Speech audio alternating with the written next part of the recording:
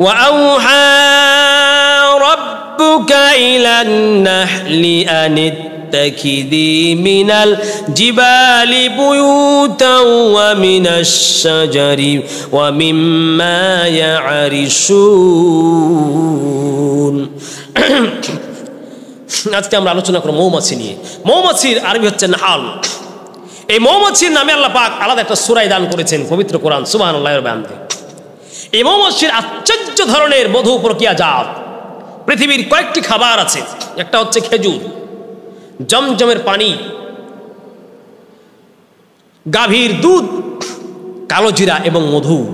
এই কয়েকটি খাবার এত ভিটামিন সমৃদ্ধ খাবার।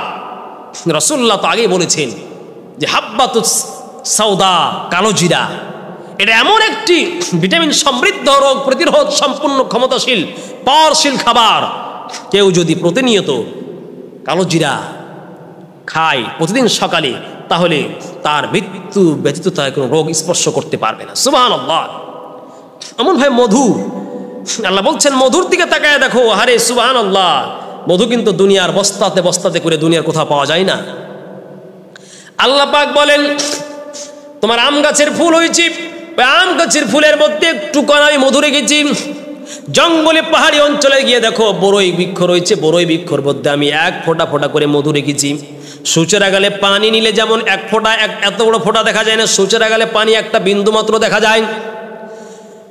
ভোরবেলা উঠে আপনি দেখবেন শিশিরে ভিজা ঘাসের আগালে শিশিরের কণাগুলি, ছোট্ট ছোট্ট কণাগুলি, এমন কণায় কণায় রব্বুল আলামিন বিভিন্ন গাছের শস্য ফুলের মধ্যে, আম গাছের ফুলের মধ্যে, গোলাপ ফুলের মধ্যে, জবা ফুলের মধ্যে, কাঁঠাল গাছের ফুলের মধ্যে আল্লাহ পাক রব্বুল আলামিন কণায় কণায় মধু রেখেছেন। এই মধুকে এক জায়গায় সঞ্চয় করে দিয়ে মধুর ঘাটতি পূরণের জন্য সারা পৃথিবীতে যত ওষুধ তৈরি হয়, আজকে বিজ্ঞান বলছে ওষুধ তৈরিতে আজকে কিন্তু মধু ব্যয় করা হচ্ছে, মধু দেওয়া হচ্ছে। আল্লাহ বলছেন এই বসুন্ধরার আনাচে কানাচে লক্ষ কিলোমিটার দূরে দূর দূরান্তে দেখো শিশিরের কণার মতো সূচের আগালে পানি নিলে যেমন ছোট্ট কণা দেখা যায়, এই কণার মতো মধুর সিরাত। আম গাছে, জাম গাছে, বাঁশঝাড়ে, বিভিন্ন বৃক্ষরাজির ফুলের মধ্যে রয়েছে মধুর কণা। এই মধুর কণা যদি বান্দা তোমরা চেষ্টা করতে একটা সূচের কোণাতে মধু নিয়ে তোমরা বিভিন্ন গাছ থেকে মধু আহরণ করতে তোমরা পারতে না, বিজ্ঞান অক্ষম হয়ে যেত। আল্লাহ বলেন আমার একটা শ্রমিক আছে যার নাম হলো না আল মৌমাছি। এই মৌমাছিকে আমি বলেছি মৌমাছি যা যা যা আমার বান্দাদের জন্য পাহাড়ের পাদদেশে তুমি বাসা বাঁধবে। বাসা বাঁধার পর তুমি লক্ষ লক্ষ মাইল দূরে আনাচে কানাচে তুমি যাবে, 7 কিলোমিটার দূর পর্যন্ত যাবে। এরপর 7 কিলোমিটার দূর দূরান্তে গিয়ে ফুলের আগা থেকে মধু আহরণ করে এক জায়গায় তুমি সব মধুকে সঞ্চয় করবা। আমার বান্দারা দিয়া এই মধু নিয়ে তাদের রোগ প্রতিরোধ ক্ষমতা বৃদ্ধি করে দিবে। সুবহানাল্লাহ, আশ্চর্য ব্যাপার। আপনি দেখেন পৃথিবীর কোথায় আপনি এক বস্তা মধু পাইবেন মৌমাছির চাক ছাড়া। এই মধু বিভিন্ন ফুলের মধ্যে মধু লুকিয়ে রয়েছে, ফোটায় ফোটায়, কণায় কণায়। আল্লাহ পাক এই মৌমাছির মতো একটি শ্রমিক বানালেন আমার আপনার কল্যাণের জন্য। এই মৌমাছি প্রায় 7 থেকে 9 কিলোমিটার দূরে ছোট্ট একটা প্রাণী চলে যায়। আপনি দেখুন, আপনি একটি নতুন এলাকায় গেলে, এক দরজায় গেলে, এক রাস্তায় গেলে আরেক রাস্তায় খুঁজে পান না। আল্লাহ পাক বলছেন এই মৌমাছির মেধা আমি এত তীক্ষ্ণ করে দিয়েছি, ছোট্ট একটা প্রাণী 7 থেকে 9 কিলোমিটার দূর পর্যন্ত একটা মৌমাছি গিয়ে বান্দার জন্য একটা ফুল থেকে কণাই করে মধু নিয়ে আসে। মৌমাছি যদি ইচ্ছা করতো সমস্ত মধু খেয়ে ফেললে তোমরা চাকে গিয়ে মধু পাইতা না, এই পৃথিবীতে মধুর ঘাটতি পূরণ হতো না। মধু অনেক কাজে লাগে, এটা আপনারা জানেন। আল্লাহ বলছেন ওই 7 কিলোমিটার দূরে ছোট্ট প্রাণীটা যায়, কোনোদিন দেখো নাই, কোনোদিন শোনো না একটা প্রাণী 7 থেকে 9 কিলোমিটার দূরে মধু আহরণ করতে যায়। কোনোদিন দেখো না একটা ছোট্ট প্রাণী, তুমি একটা রাস্তায় গেলে ভুল করে আরেক দিকে চলে যাও, কিন্তু ছোট্ট একটি ক্ষুদ্র প্রাণী এই মৌমাছি কোনোদিন রাস্তা ভুল করে তার চাক ছেড়ে অন্য কোনো দিকে হারিয়ে যায় না। সুবহানাল্লাহ, আল্লাহু আকবার। মধু একটি পবিত্র খাবার, জান্নাতি খাবার। এই মধু যেন নাপাক না হয়ে যায়, এই জন্য আল্লাহ বলছেন দেখো একটা মৌমাছি এত পবিত্র, একটা মৌমাছি যদি কোনো ডাস্টবিনের মধ্যে ময়লার মধ্যে পড়ে যায়, একটা মৌমাছির মধ্যে তার চাকের মধ্যে দেখো প্রায় অনেকগুলি মাছি থাকে। মৌমাছির মধ্যে একজন থাকে লিডার। ওই লিডার আছে মৌমাছির ঘরের দরজায় অতন্দ্র প্রহরী দাঁড়িয়ে আছেন। কেউ যখন মধু সংগ্রহ করে নিয়ে আসে, প্রতিদিন দেখবেন আপনি যখন ক্যান্টনমেন্টে যাবেন, করোনার সময় আপনারা দেখেছেন ক্যান্টনমেন্ট থেকে কেউ বাইরে আসলে তাকে চেক আপ করে অথবা তাকে হ্যান্ড ওয়াশ দিয়ে হাত ধুয়ে ভিতরে ঢুকাতো, কারণ বাইরের কোনো জীবাণু আসছে কিনা। মৌমাছির গঠন প্রণালী এত চমৎকার, মৌমাছির ঘরের দরজার পাশে কতগুলি দারোয়ান দাঁড়িয়ে রয়েছে, তাদের হাতে কোনো যন্ত্র নাই, তাদের হাতে কোনো আবিষ্কার থার্মোমিটার তাদের কাছে চেক করার জন্য কিছু নাই, তারা দাঁড়িয়ে থাকে। কোনো মৌমাছি যদি ডাস্টবিনে পড়ে ময়লা নিয়ে আসে, ওই যে গোত্রপতি যে দাঁড়িয়ে থাকে দরজার পাশে, মৌমাছিকে ধাক্কা দিয়ে ফেলায় দেয়। তোমার দেহে নাপাক রয়েছে, এই মধু পাক জিনিস, আল্লাহ তার বান্দার জন্য মধু সঞ্চয় করেছে চাকে। বান্দারে ও মৌমাছি, না না প্রবেশ করতে পারবি না, তোমার এই অপবিত্র পদার্থগুলি পায়খানা বা তোমার নাপাকগুলি তুমি মুছে আসো, নইলে এই চাকের মধ্যে ঢোকার পারমিশন তোমাকে দেওয়া হবে না। সুবহানাল্লাহ, আল্লাহু আকবার। আল্লাহ বলছেন বান্দা শোনো, ওয়াউহা ইলাল নাহলি, আমি আল্লাহ পাক মৌমাছিকে ওহী করলাম, মৌমাছিকে প্রত্যাদেশ দিলাম, মানে বলে দিলাম, আনিত্তাখিযি মিনাল জিবালি বুয়ুতা। ও বান্দা, ও মৌমাছি, বিশাল পাহাড় আছে, পাহাড় আপনি গিয়ে দেখবেন। গ্রামগঞ্জে মধু এখন দেখেন না, কিন্তু আপনি যান সমুদ্রে, আপনি যান সুন্দরবনে যান, দেখেন মওয়াল্লা মধু সংগ্রহ করছি।